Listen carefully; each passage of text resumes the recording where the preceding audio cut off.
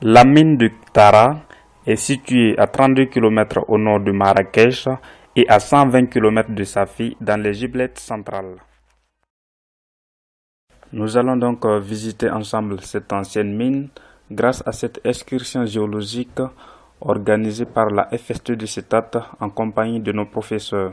Bon voyage!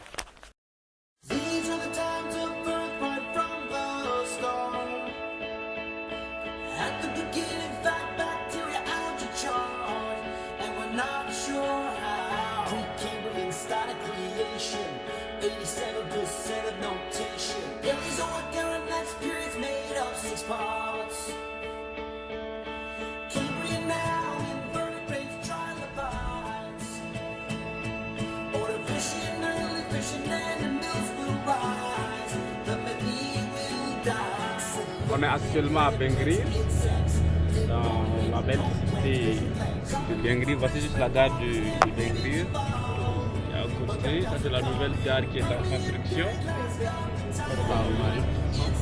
Oh, ouais, ça c'est l'un des plus beaux bâtiments de Bengri. Ça c'est la Banque Populaire. Ah oui, la banque. Hein. Bon, je filme à travers la vitre. Hein. Si c'est un peu flou, c'est normal. Abandonné. Et qui avait été auparavant exploité par l'État marocain.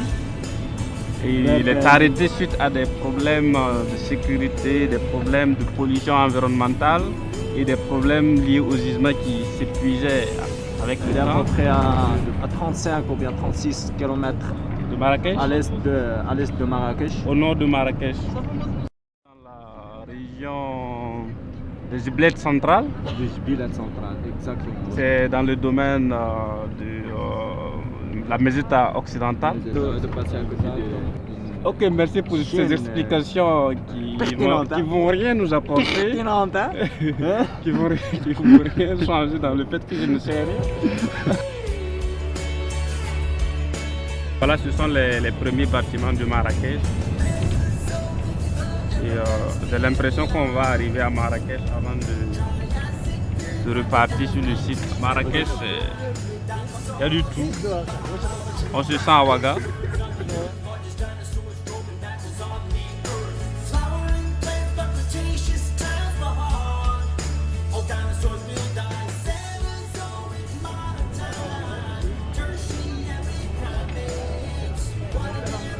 Nous sommes en plein cœur de Marrakech.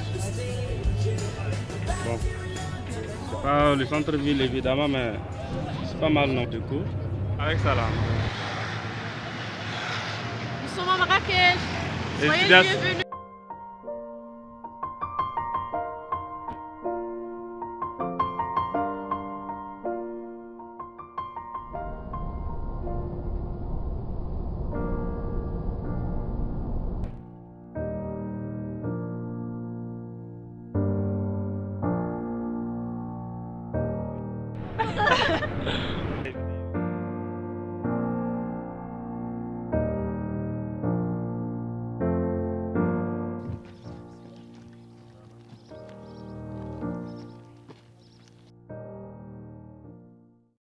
Le gisement de Tara fut le premier amas sulfuré découvert dans le massif des Gibelettes.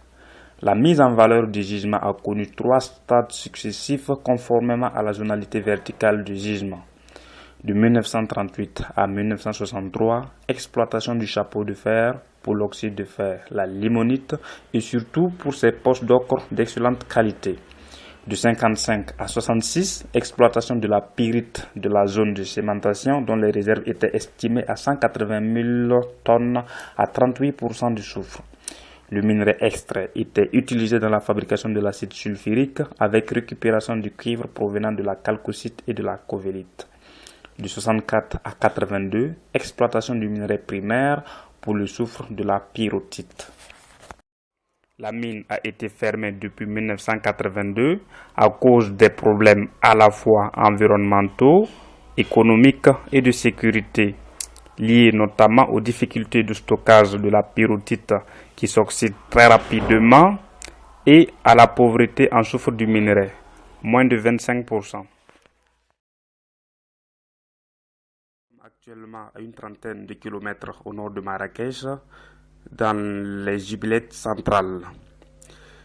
qui font partie du domaine de la Meseta occidentale. Ici se trouvait l'ancienne mine de Tara. On exploitait pyrrhotite pour en extraire du soufre qui servait dans la fabrication de l'acide sulfurique. Voilà. Donc, comme vous pouvez le remarquer, les activités ont cessé dans cette mine.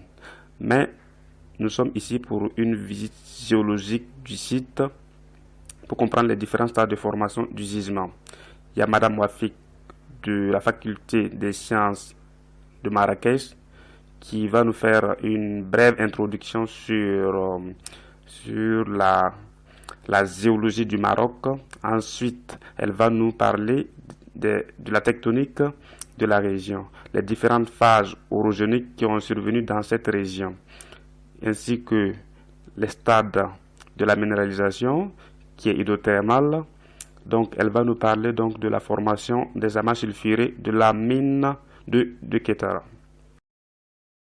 Géographiquement, nous sommes sortis de Marrakech. Et ici, à Marrakech, on a pris ce chemin-là qui mène à Safi, la nationale qui mène à Safi, et on est sur la mine de Tara. L'ensemble des études qui ont été faites sur le Maroc ont permis de le diviser structurellement, c'est-à-dire d'un point de vue tectonique et lithologique, en 3, 4 ou 5 domaines structuraux. Tout dépend des auteurs. Mais globalement, on va retenir 4 domaines structuraux. Donc un domaine qui est le domaine rifin et atlasique, d'accord, donc qui est lié à l'orogénèse alpine. Un domaine hercynien, donc les mésétas orientales et occidentales, qui est lié à l'orogénèse hercynienne qui a eu lieu pendant le Paléozoïque. Et un domaine antiatlasique. Pour résumer, donc nous avons plusieurs domaines. Donc le domaine rifin, le domaine atlasique, le domaine mésétien, le domaine, certains auteurs vont regrouper anti-atlasique et saharien. En tout cas, nous, ce qui nous intéresse, c'est le domaine mésétien. Mésétien, donc, c'est le domaine qui a été structuré pendant l'orogénèse hercynienne. Je suis dans le domaine hercynien, on va revenir sur le domaine hercynien, je vais le présenter, mais c'est juste pour vous dire, qu'est-ce que vous voyez ici? C'est des schistes. Toute la colline, c'est une colline de schiste. Et cette colline de schiste, au départ, c'était des pélites, c'était des sédiments comme ça, déposés dans un contexte comme ça. Et ils ont été déformés et ils ont donné une chaîne de montagnes qui est la chaîne hercynienne ou l'orogénèse hercynienne. Alors maintenant, est-ce que vous avez une idée de l'altitude ici? Quelle hauteur? 500 mètres. 500. 800, 900. Mais au moment où ça s'est formé, c'était comme l'Himalaya. Alors géologiquement, nous sommes dans le domaine hercynien des Jbilettes. Okay. Donc les Jbilettes, c'est le chaînon méridional, c'est-à-dire les vestiges de la chaîne hercynienne de la Meseta. Ce n'est pas le chaînon hercynien le plus méridien, parce qu'il y en a encore dans le Haut-Atlas occidental qui est encore plus au sud. Nous sommes dans le chaînon méridional de la Meseta occidentale. D'accord? Donc, les Jbilettes, ils font à peu près 170 km de long sur 40 à 14 km de large. Les Jbilettes ont été subdivisées par Huvelin et même avant Huvelin en 3 domaines. Domaine occidental, central et oriental. Alors nous, ce qui nous intéresse, c'est cette partie-là des Jbilettes, précisément cette zone-là. Donc les Jbilettes centrales sont formées par une unité des schistes de Sarlef. Donc ils sont formés pendant le Viséen supérieur. Le Viséen supérieur, il est là. Il fait partie du Mississippien. D'accord? Donc la partie supérieure du Viséen, et ça va jusqu'au Namurien. Ça, c'est quelle phase? C'est la phase d'ouverture du bassin. Vous vous rappelez du cycle de Wilson? C'est la phase d'ouverture du bassin. Ça veut dire quoi? Ça veut dire c'est ça, la distension. Donc le bassin a été structuré par des failles normales pour donner un système de gravité. La sédimentation était une sédimentation relativement profonde.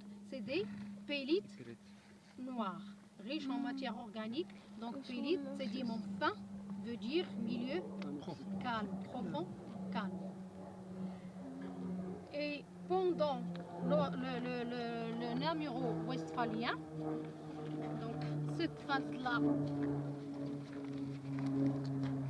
c'est celle-là. Voilà, c'est l'ouverture, c'est la phase d'ouverture. Alors là, l'ouverture hercynienne, elle s'est pas faite comme ça, elle s'est faite un petit peu en biais. Elle n'était pas frontale, d'accord? Donc ça nous a ouvert un système de bassins qui était presque comme des poules à part, des bassins successifs, pas des vrais poules à part, pas des vrais poules à part.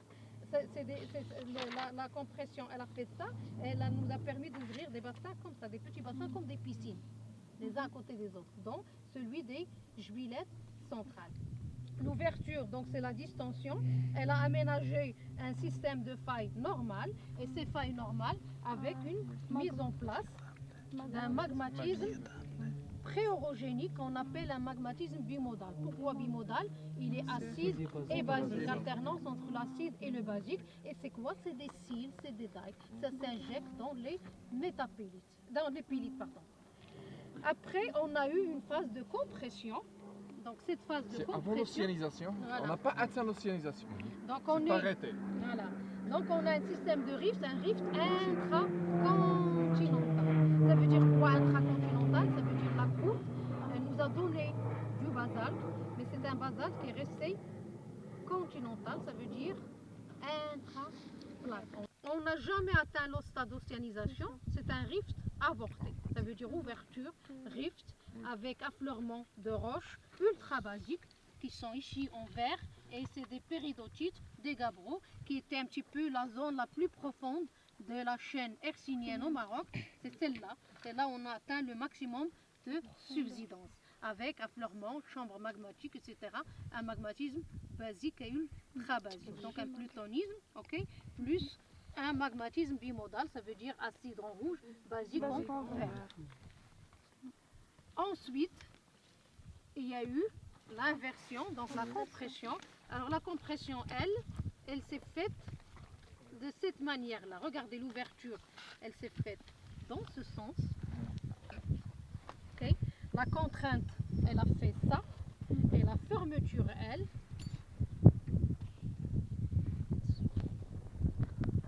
a fait ça.